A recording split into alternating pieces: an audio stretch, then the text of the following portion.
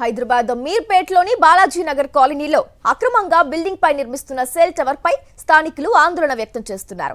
దీనిపై అధికారులకు ఫిర్యాదు చేసినా చర్యలు తీసుకోవడం లేదని నిరసన వ్యక్తం చేశారు.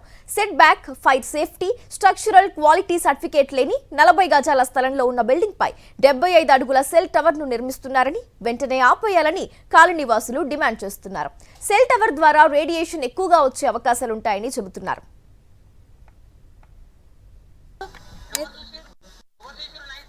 నైట్ పనిచేయలేదా మీరు?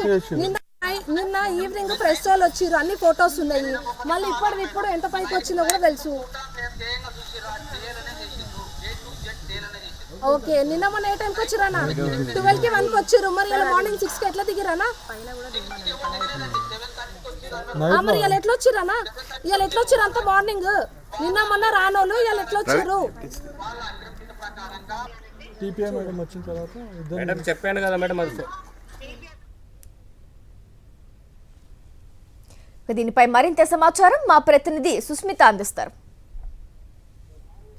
మీర్పేట్లోని న్యూ బాలాజీ కాలనీలో ఒక అనుమతి లేని బిల్డింగ్ పైన టవర్ కడుతున్నారంటూ కూడా కాలనీ వాసులంతా కూడా ఆందోళన చెందుతున్నారు. సో మనం చూస్తున్నాము, ఇదే బిల్డింగ్ చాలా వరకు కూడా ఆనుకొని చిన్న చిన్న ఓన్ హౌసెస్ కూడా ఇక్కడ నిర్మించిన పరిస్థితి. అయితే ఇంత చిన్న బిల్డింగ్లో దాదాపు 75 ఫీట్ల సెల్ టవర్ని ఏ విధంగా నిర్మిస్తారంటూ కూడా గత 15 రోజులుగా కూడా కాలనీ వాసులు ఇక్కడ ఫైట్ చేస్తూ ఉన్నారు.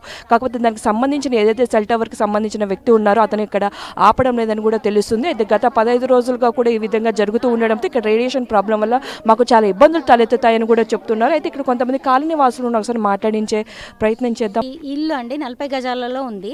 ఆల్రెడీ సెప్టిక్ ట్యాంక్ పైన కట్టిండ్రు ఇది. సో అది ఎంతవరకు కరెక్టు? 40 గజాల దానికి మీరు సెల్ టవర్ పర్మిషన్ ఎలా ఇస్తారు? స్కూల్ బస్సులు ఇక్కడ నుంచి వెళ్తాయి, పిల్లలు ఆడుకుంటారు. మొత్తం ఇది కనెక్టివిటీ రోడ్ అనమాట. పెద్దవాళ్ళు ఇక్కడ సెల్ టవర్ నుంచి కూడా మాకు చాలా ప్రాబ్లమ్స్ ఉన్నాయి. ఆల్రెడీ 100 మీటర్స్ దూరంలో 3 సెల్ టవర్స్ ఉన్నాయి ఇక్కడ. మళ్ళీ ఇది పెడుతున్నారు ఇంకొకటి. సో ఇది ఎంతవరకు కరెక్ట్? ఇది G+2 చూడొచ్చు మీరు. పైన ఇంకా పెంట్ హౌస్ కూడా వేసారు. అసలు 40 స్క్వేర్ యార్డ్స్ అసలు ఎట్లా పర్మిషన్ ఇచ్చి కట్టిర్రు? యాక్చువల్లీ సెప్టిక్ ట్యాంక్ కూడా ఉంది. ఇది ఎంతవరకు న్యాయం అండి? కట్టేవాడు కట్టేసి వెళ్ళిపోతాడు, కానీ రేపు ఇక్కడ సఫర్ అయ్యేది ఎవరు?